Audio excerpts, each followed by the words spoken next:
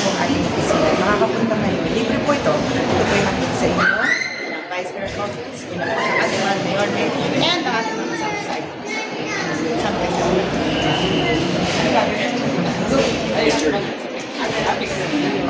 Paano pa ang pangarap?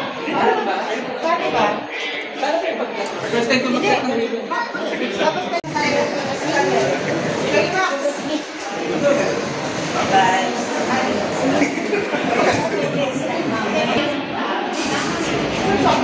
So ayan guys, good morning at nandito tayo ngayon sa may Office of the Vice President at ayan may free legal aid na bubuksan si Vice Mayor Chi Atienza at magkakatang ribbon siya ngayon dito. Good morning sa inyo lahat. Ayan yung Vice natin, ang ganda ni Vice.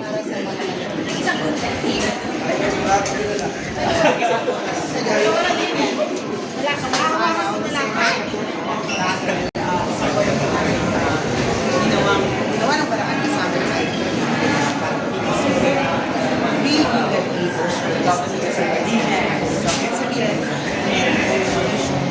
issue na kailangan nyo ng tulong, support, pag-legal, nandito po ang ating opisina. Makakapunta ngayon. Libre po ito. Ito po yung ating sa inyo, ng Vice Mayor's Office, yung ating mga mayor, and ang ating mga sub-site.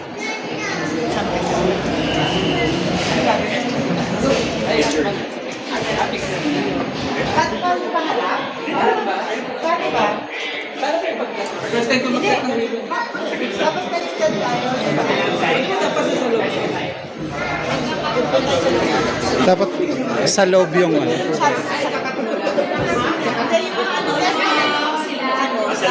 camera yung Ganun natin, ma'am. paliktad.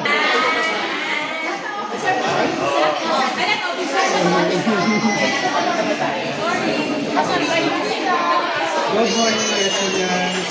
Dito tayo sa Office of the Vice Mayor, no?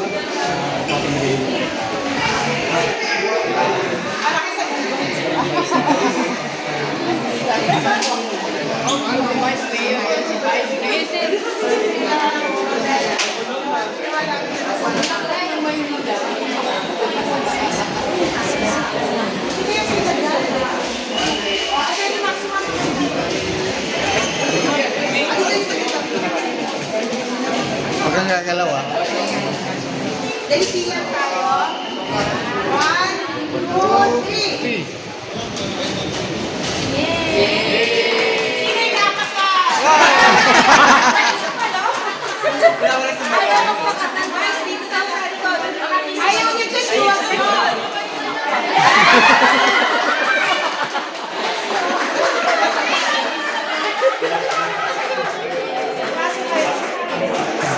So, pasok tayo, mga vice ko niyan.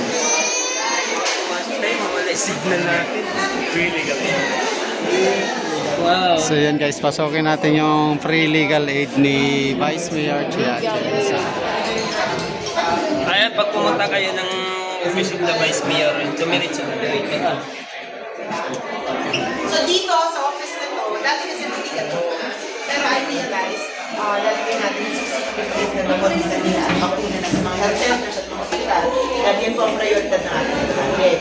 And nagdi-dispense pa rin naman ako sa office ko. But I realized, itong board na ito maganda dahil pwede natin ipagamit sa mga tumutulong sa atin mula sa IDP Manila na siyang bibigay ng free legal aid services sa mga Manila. Kasi na-notice ko dito sa aking kusina may problema at medyo mahal para humingi ng tulong ang Manila. Pero dito sa office natin, Libre.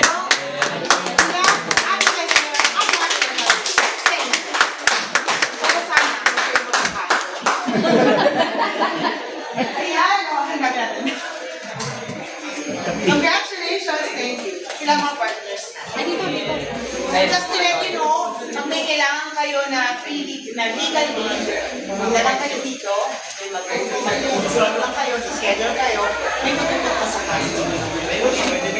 Ayos nagkakasal din po ba sila? Of course! Hindi dito, ang office. Ang nagkakasal sa akin si Red Nose. Siya yung nagkakasal kay Daddy nung time na mayor sila. Pero sa akin siya. Pero doon yun sa office. Okay. Magkakasal ka? Pa, para sila ulit.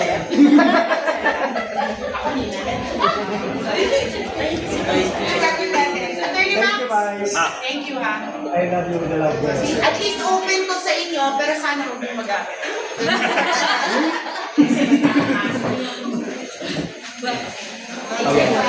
Guys, thank you po.